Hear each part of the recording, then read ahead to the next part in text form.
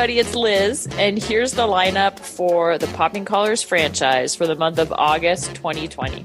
Betsy, Greg, Ricardo, and I talk time travel with a conversation about all of the possibilities and pitfalls of traveling to the past. Take 2 features the return of Holly McHale-Larsen, discussing the influx of live-action Disney princess movies. Betsy and Greg review the film Glory in this month's Going on 30. And also, don't forget, you can vote for our Going on 30 awards by going to our website, poppingcollarspodcast.com. Shayna, Watson, and Greg continue to boldly go through 6 episodes of Star Trek on The Sacred 6. This month, they're exploring the classic episode, The Devil in the Dark. Finally, and this is very exciting, Ricardo and I are hosting a brand new mini version of the Popping Collars Book Club at the end of this month. Join us for our end of the summer reading suggestions. Thanks for listening, and keep those collars popped.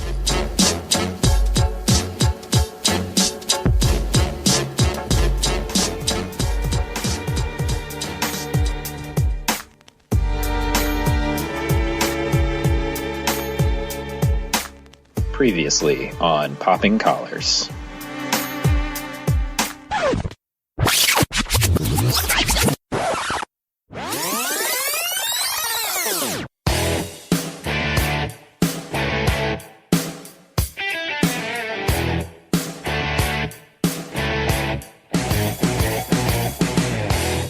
Welcome to Take 2, where we give a former guest of Popping Collars the chance to come back and update their view on a piece of pop culture. I am your host. My name is Greg Knight, and this month, my returning guest is Holly McHale. Welcome back to the show, Holly. Thank you very much, Greg. I'm going to set you up. It was our 15th episode of the podcast. The date was March 27th, 2015. And the subject was Disney princess movies. When we recorded that episode, the live action version of Cinderella had just been released. And Frozen was only a year old. Since then, we've seen a whole host of live action remakes of Disney's 90s library, the return to princess movies with a twist like Moana and Frozen 2. And the launch of their very own app called Disney Plus. Holly, the floor is yours. What is your take 2 on the legacy of Disney movies, knowing what we know now? Interesting, because Cinderella live action, that the gal who played Cinderella, I forget her name, and she's gone on to do other things, but at that point you probably remember the articles, but I don't think it was all the way a success because they've made her like shrink down her waist to fit into that little corset.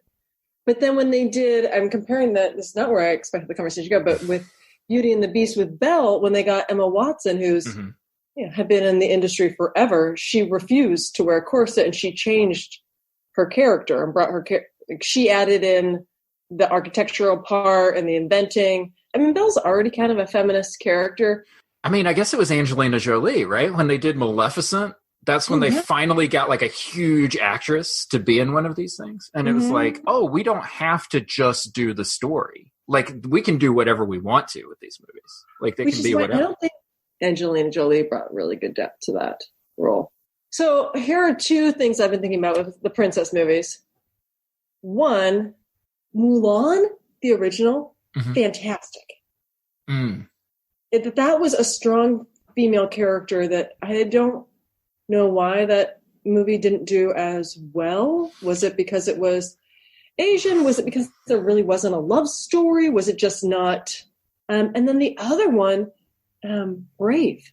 That's also such a great princess story. And that might be because it got lost in the Pixar world and they didn't know how to market it. Maybe both of them, they just didn't know how to market this. Only the firstborn of each of the great leaders may be presented as champion. Firstborn? And thus compete for the hand of the Princess of Dunbroch. To win the fair maiden, they must prove their worth by feats of strength or arms in the games. It is customary that the challenge be determined by the princess herself. Archery! Archery!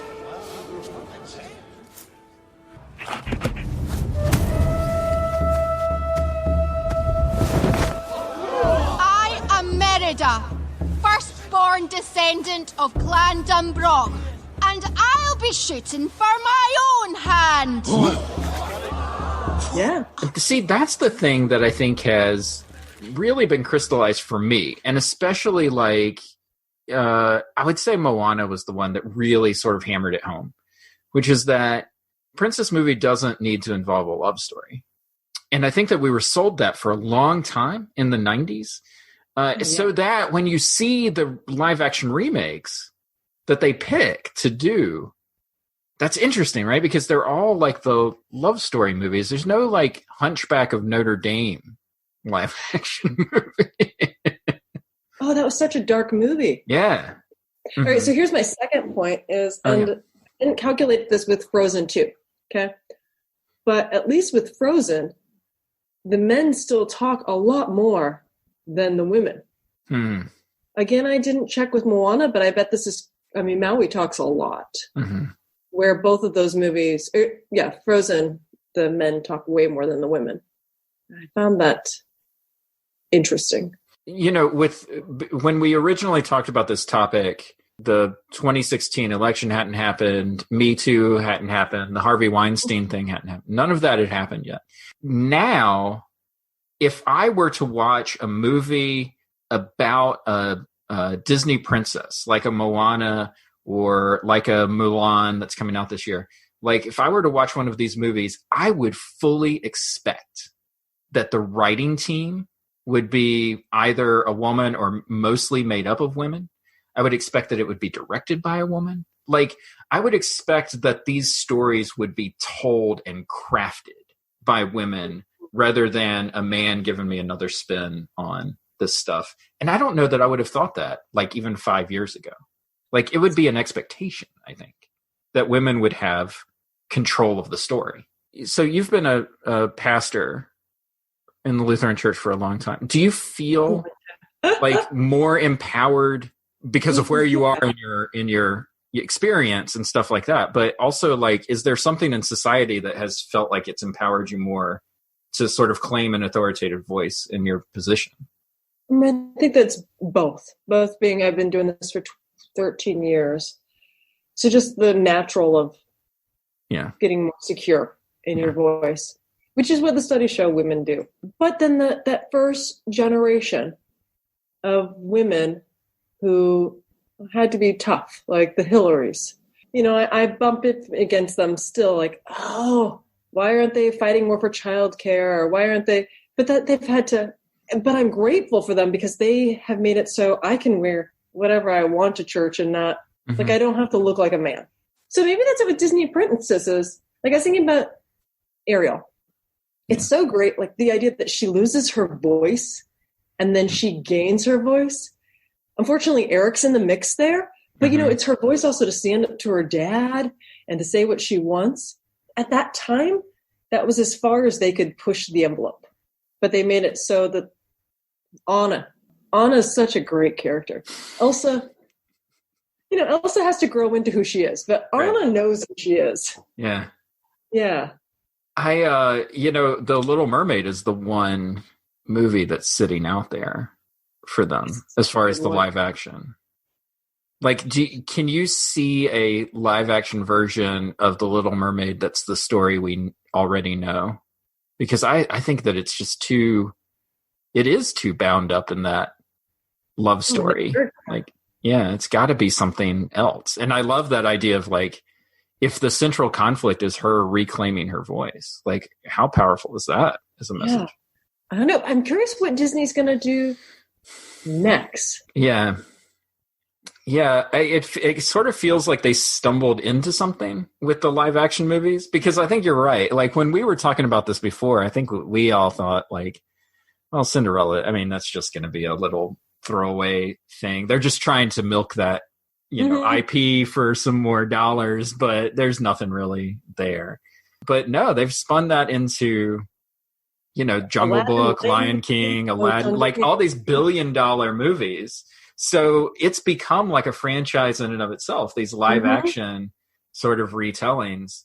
Like looking at their catalog, I mean, they could do The Aristocrats. My kids would love that. Wasn't that the Cats movie that came out? Wasn't that basically Aristocats? Yeah, no one remembers the stories. Like cats just dancing, playing the piano. Live action. It'd be like a YouTube video on cats for 2 hours. My kids would be so happy. Oh man. Oh, that would be phenomenal. Okay, let's book it. You and me right now. Let's start working on our Aristocats. Love it. I love it. Holly, thank you so much for coming back and talking Disney movies with me. Before I let you go, update our audience. Where are you now and what are you doing? I'm at St. Paul Lutheran Church in Oakland. Just a fantastic community, and I'm the pastor there, and we're just having a lot of fun online. Fun in isolation. Very good. Thank you so much again for coming on. Keep those colors popped, and we'll see everybody next time.